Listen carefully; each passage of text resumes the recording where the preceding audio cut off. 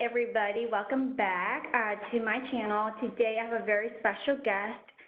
She's a pharmacist from another country and came to the U.S. Pretty much recently, right?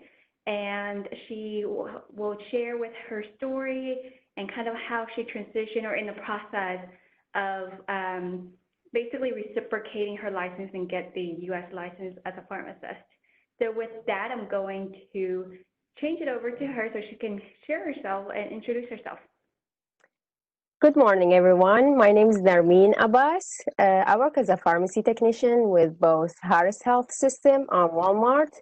I'm a pharmacy graduate. I came to the States in 2014. I started working as a pharmacy technician in 2015. And I just recently passed all my equivalency tests. I'm getting ready to do my internship. Awesome. And then we actually met through LinkedIn because she messaged me about inquiring one of my hospitals that provides, and this is something very interesting that I don't think most folks would know about. So I thought it'd be cool to do a video just to share with you her insights and her struggle as she's going through taking all these various tests. For today, we're going to talk about the two tests just to even get her through the process before she can able to take her NAPLEX and MPJE.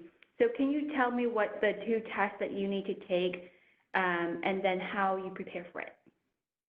The first test that you have to take as a pharmacy graduate, a foreign pharmacy graduate, is the FPGEE. I used at the time the American Pharmacy Association complete review for the FPGE and CPR, or Comprehensive Pharmacy Review. And you have to read only the 18 chapters of the CPR. The exam is really basic. It's about chemistry structure, pharmaceutical science, and some biostatistics, not in deep. But I wouldn't say it was an easy test, but I had only 4 months to study for it, and I passed from my first attempt while working almost a full time. There is always a Facebook group that says FPGE group. It gets updated every year, so I would advise the foreign graduate to go on Facebook, join that group, and just ask questions whenever they need help. My next test after passing the FPGEE, it's the TOEFL. In TOEFL, IBT, you need to get certain scores in each section. Like for reading, it's 22, listening is 21, speaking is 26, and writing 24. So if you missed even like single section, you have to take the whole test again. My English was not good at that time, so I had to take it several times. At one point, I was getting ready to stop taking it, but I got lucky and passed. There's some online courses everyone can take, that the NOTFL online course. There is Magoosh YouTube channel and TOEFL Resources YouTube channel. Especially the TOEFL Resources YouTube channel, it can help you with the writing section. I mean, my score with that channel went from 22 to 27 just by learning their technique with writing. NOTFL had like a whole long list of questions that you can use to practice your speaking section and your writing section too. Listening, reading, did not have a problem at that time with it. I just, for some reason, I was passing it. I think I'm a good listener or a good reader. But my biggest problem was with the speaking and writing. And actually, it's most foreign graduates' problem. Unless you speak English in your country as a first language, or you use English as a main language, most of the time there, you'll have a problem with speaking mainly and writing as a second. But it's passable. So just try to practice speaking, mix with people. There is an online NOTFL group on Facebook. Just join there. Have like a study group, chit chat, learn new words, read books, It's just add to your experiences. And actually, TOEFL does not help you only with the test. It feels like it's improving your English in general, so you can use it with your coworker in your life, especially if you are living in the United States. You need to improve your English, so it just help you in your daily life. Thank you. That was very helpful with the two tests. So for the FPGEE, how you said you were working, I remember saying like working full time, like remember you're saying 32 to 37 hours at Walmart, and you took 2 weeks off before the test, and it took you 4 months. So were you studying with a friend? Like what were some of your study strategies? And did you feel like the pharmacy school that you went in your country helped you to prepare for your test? So when I was working 32 to 37 hours, like whenever I get off work, I'll be going home, trying to rest for a while, then start studying. To me, as a student, I always have to have a deadline so I can push myself to study. If I know I'm not taking that test soon, I will not open any book.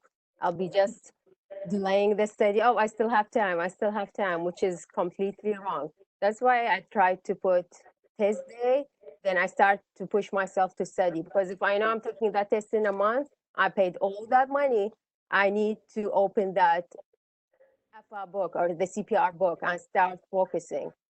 To be honest, I graduated in 2012 from pharmacy school from my country. I don't feel, I don't know, like I think the material in my pharmacy school was a bit outdated, so I don't feel I was like that. Wherever I was studying for the PGEE, it was something new for me.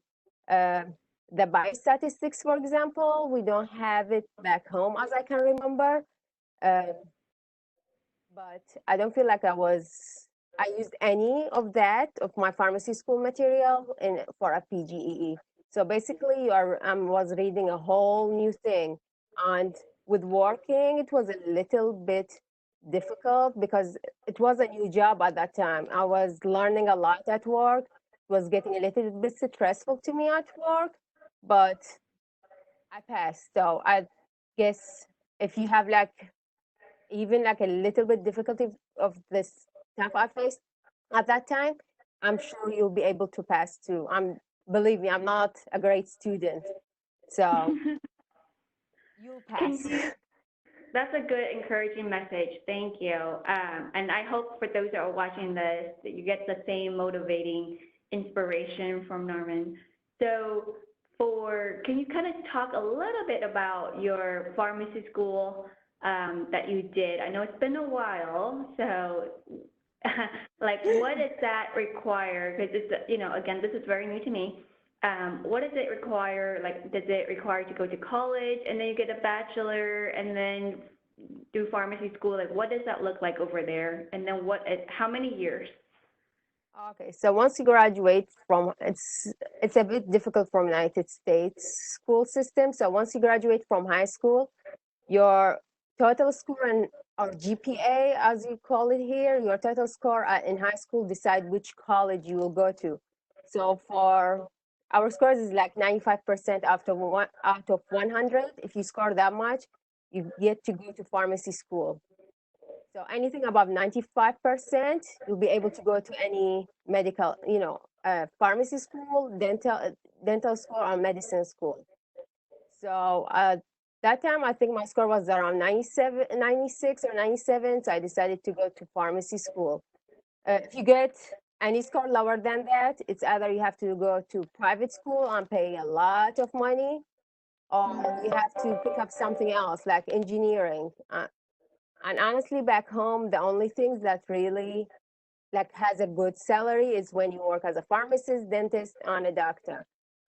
Because a little bit the economy there is not that great. So that's why like most families back home push their kids to go to score really high in high school so they can get into pharmacy school. The pharmacy school back home is 5 years, and you get to have a bachelor when you graduate. After you graduate, you have to wait 2 years to get a master. Then after that, you have to wait a few years to get the PharmD. So it's not like United States, you have to study 6 years and you're graduating with PharmD. Back home is just like steps. You have to take a bachelor, then you wait. You have to take a master, then wait, then get PharmD. And it's a little bit competitive. So either you get lucky and get, a spot to study PharmD or you don't. That's what I have bachelor because after I graduated, after 2 years or something, I came to the United States. So I mean, even now when I'm done with my equivalency exams, I'll be a pharmacist with a bachelor degree, not a PharmD. Okay. Wow. It's very interesting. And for those that don't know you, can you kind of share like where you're from and what that school system looked like? Okay, I'm from Iraq. I graduated from Baghdad University College of Pharmacy. Okay, awesome. Well, it sounds like a smart cookie for getting 97 out of 100. So that sounds, it's like Thank you. really hard. I think that's like harder than here, from our school system. So that's crazy. We no longer have a bachelor here in the U.S., so it's our only thing is, well, in pharmacy school, you don't really need to get a bachelor, but now it's getting so competitive that more students are getting bachelor before they go to pharmacy school.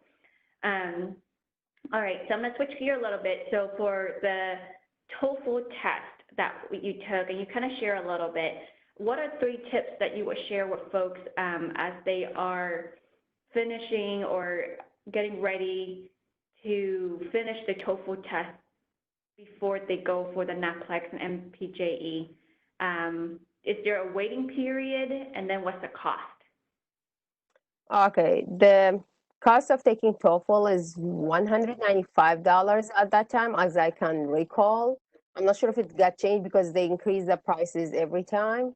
So it's $195. If you fail, as I said, if you fail, you didn't get any. I mean, if you miss even a single, like, if you got like 23 instead 24 writing, you have to take the whole test again. That's why it's really important to speak. Because I say speak because my main problem was speaking and writing. So speak, read a lot of books. Especially, I think working and speaking to your coworkers or your customers will help improve your English a lot. Um, for speaking and writing again, just Google things or go to YouTube. There is a lot of helpful resources. I know I mentioned Magoosh on TOEFL resources on YouTube, but I mean, there is a lot. If you just put TOEFL LBT writing or speaking, you will get a lot of channels. For TOEFL and FPGE, I got lucky. Like YouTube has a lot of help on these 2 things. But again, if you need help, speak to people, ask for help. Um, on your test day, please do not be nervous. I mean, I think one of the reasons I had to take TOEFL again and again, I was really nervous. I had to sleep like 3 or 4 hours because I failed the test before.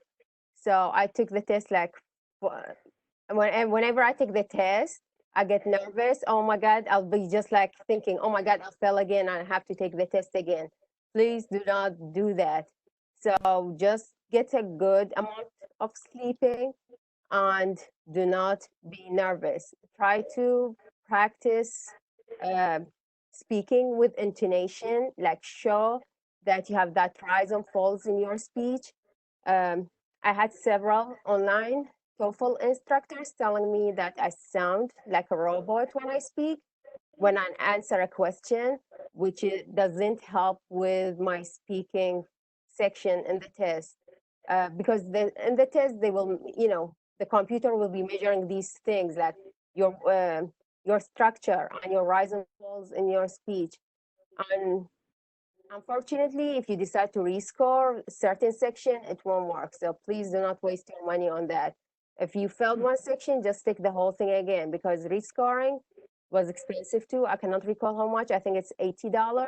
That's a lot of money. So do not try it because I tried it once because I missed the speaking section. It did not work. So do not try it. Is there a limit to the number of times it can take the FPGEE and the TOEFL Is there like a cap limit that you have? PGE, I think at that time, I think it was 3 to 5 times. I cannot really recall because it was a while back. But Mm-hmm. yes, for a PG, there is a limit. For TOEFL, you can take it as much as you want, unfortunately, because it will make you take it again and again and again. But yeah, there's no limit on TOEFL IBT.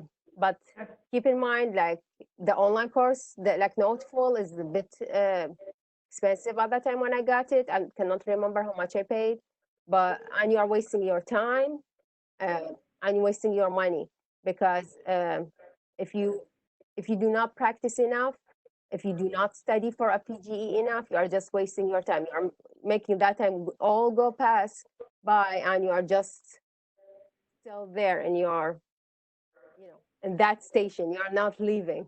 So just try to study. Do not do like me. Do not take your time. Well, at least you tried. So it sounds like, really being able to put yourself out there, and Norman was trying to work and while studying, which seems to be effective for her.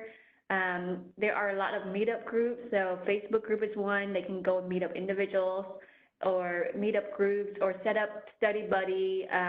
Or if you have colleagues and friends that are here longer where their English is good and they can help you, those are all different strategies that you can take.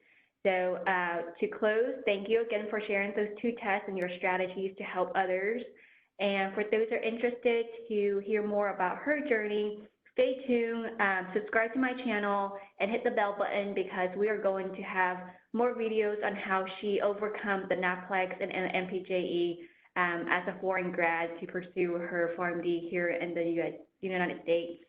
And any comments or that you want to post below, and just for those that are watching this and went through this journey, please share what you have learned so we can build a community to help others living a meaningful life. Thank you so much, and look forward to you guys next time.